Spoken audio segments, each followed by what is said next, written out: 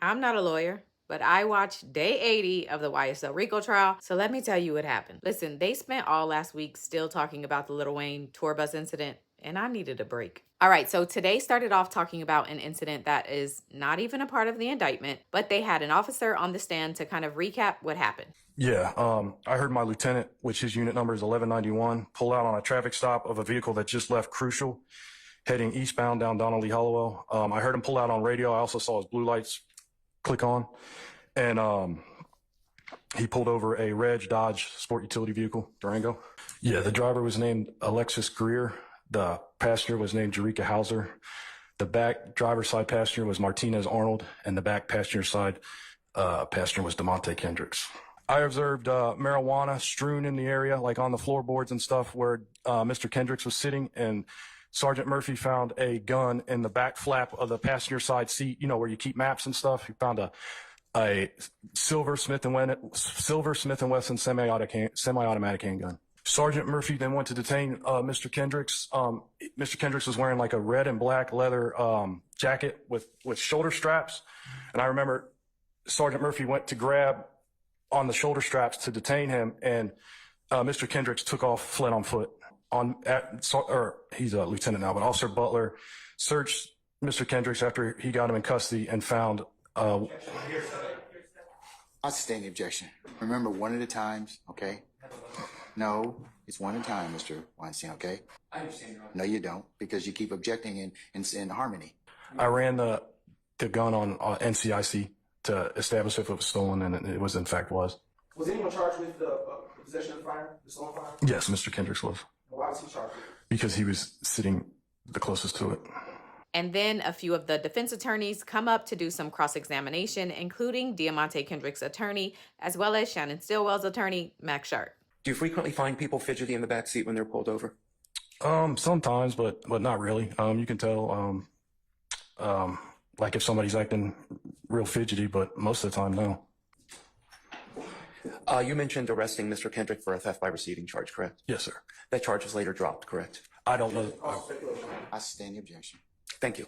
Okay, yeah. And Mr. Sanders wanted his gun back, correct? Yes, sir. And initially you told him it was evidence, so he would have to wait till the case was over, Yes. correct? Mm-hmm. And you contacted the district attorney's office. Yeah, I didn't remember that part, but yes. And they informed you that they were not proceeding with the gun charges against Mr. Kendrick. Isn't that correct? Yes. They had dropped the case. Yes, sir. Thank you.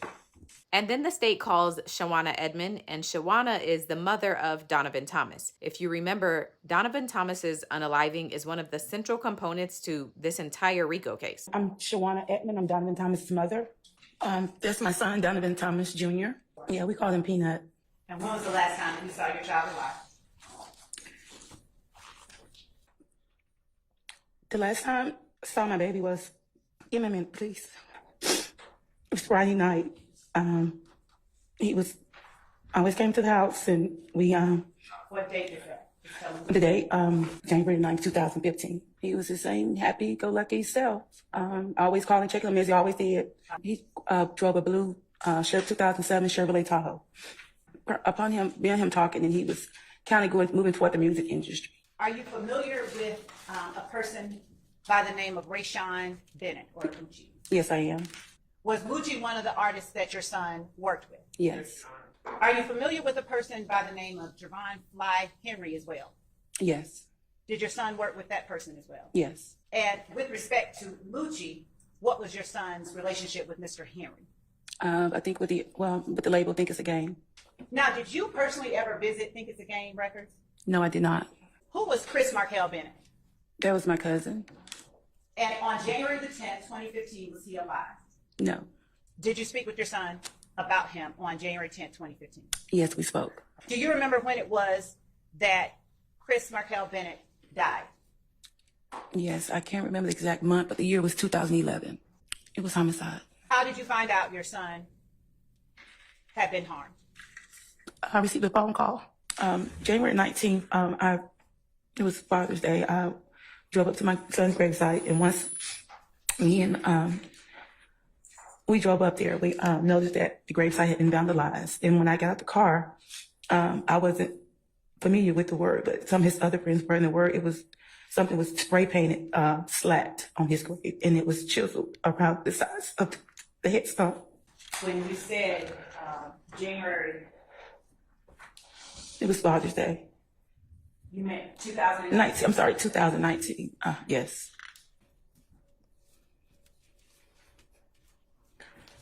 It's, you spell it out? Spell it out. SLATT. Would you tell the jury for the record what color the letters SLATT are written across your son's gravesite? It's green. Before you saw that, did those letters have any significance to you personally? No, it did not. Did you ever see your son wearing those letters on any article of clothing that he wore? No, ma'am, I did not. Did you ever see your son prominently displaying green attire at any particular time? No, I did not. We're looking at my son's truck, his car. We're looking at my son's vehicle. We're looking at my son's vehicle. Do you recall seeing the defect above the driver's side rear tire on your son's vehicle the last time you saw it? No, I did not. Do you recall seeing the defects in the locations marked by the yellow and the white placards on your son's vehicle the last time that you saw it? No, I did not. Are you familiar with a person named Kelvin Watts? Yes, I am. How are you familiar with a person by that name? Donovan's older brother and him are biological brothers, but we just brought him in to, he's just like Donovan's brother as well. Donovan's older brother is Donovan Thomas. And is that your son?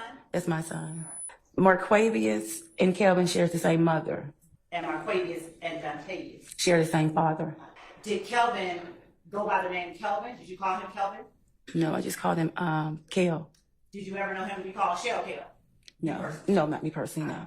Did you see Kelvin Watts at your house? Did he visit your home? Yeah, he was my home. Mm-hmm. I met Kelvin through his brother, Marquavius. When Marquavius started coming over to my house, we allowed Kelvin to come over as well. Yeah, they all grew up together. They were like brothers. Okay. You mentioned Marquavius Curtis. Did he have a nickname? Greedy. And you said earlier something with respect to Rayshawn Bennett. How often would you say that Rayshawn Bennett has come to your house? Maybe twice that I remember. Has Jeffrey Williams ever come to your home with your son? No. Did you ever hear any music that referenced rounds in a Tahoe that caused you concern? Yes. Maybe a little difficult, but did you know whether or not your son was involved in a gang while he was alive? Yes. I just know it was the blood gang. I'm a mother. I just kind of knew something was different, and something came to me, and I asked him. He was open with me, and that's how it went from there. Did you know what ABG stood for? I was told all about God. Did you come to later understand ABG to have a different meaning than what you originally were led to believe? Yes, I did. What about the letters IF? If I can make a difference. Did you get a different understanding after your son died? Yes, I did. Do you know whether any members of your son's gang attended his funeral? It was people were there. I don't know who, just people. It was a large service, so I'm not sure of, who was there. Did your son ever bring anyone to your home by the name of Deamonte Kendrick? No, not to my knowledge. By the name of Marquavius Hewitt? No, not to my knowledge. By the name of Quamarvius Nichols? No, not to my knowledge. Rodelius Rhymes? No, not to my knowledge. Shannon Stillwell? No, not to my knowledge. What about Shannon Jackson? No, not to my knowledge. Did your son ever bring anyone to your home by the name of Kenneth Copeland? No, not to my knowledge. By the name of Quindarius Zachary? No, not to my knowledge. Antonio Simon? No, not to my knowledge. No, not to my knowledge. No, not to my knowledge. No, not to my knowledge. No, not to my knowledge. No, not to my knowledge. So after going through all of the defendants in the indictment and Shawanna confirming that they have never been to her house that she's aware of, the defense does some cross. Good afternoon, ma'am. My deepest sympathy. Good afternoon. Thank you. Is that your child in the white shirt? Yes, it is. Okay. And do you know the person that your child is with in that picture? That's Jeffrey Williams. Yes, that was my son's Instagram. And that says, me and little bra. You see that? Yes, I do. And then in this one?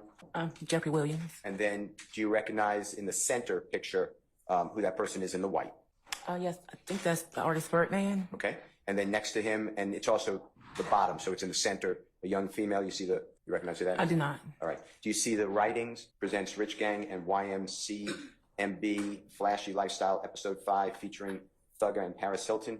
I see it, yes. Okay. Is it fair to say that that reflects an August 9th, 2014 posting date or date on the image? Yes. All right. If we can go to Mr. Williams, number 33, and do you see again and recognize that that's your son's social media account posting? Yes. That's Jeffrey Williams. And the gentleman to the right, do you recognize who that is? Yes. Artist Birdman. Okay. And then it says, you see it, YSL Entertainment and Club Crucial present Young Thug Celebrity Birthday Celebration. You see that? Yes, I do. And then it's Thursday, August 14th, Thursday, August 14th at Club Crucial, and then it gives the address. Fair to say? That's correct. Oh, you want me to identify the persons in there? The one on my right, with the red lettering in the front, that's Donovan's brother, Greedy. And do you know what that red lettering says? Looks like it says these at Burgang. And the gentleman in the middle, Jeffrey Williams. And do you recognize by any chance the person to the, basically behind a little bit, but to, I think it would be your left? I do not. That's fine. Again, my deepest sympathy. Thank you. Your Honor, I don't have any questions. Thank you. And then the last witness of the day was a detective that investigated what happened to Donovan Thomas. He wasn't up for very long before court was done for the day. Got out, kind of walked into the direction where they had crime scene up. Patrol cars were there that had secured the initial incident location. And I just kind of stood there for a minute and just kind of observed and see what's out there before I would even enter that. From a distance, I could see there were two vehicles parked in the parking lot at 330 McDaniel Street. I believe there was another vehicle in the westbound lane of McDaniel Street.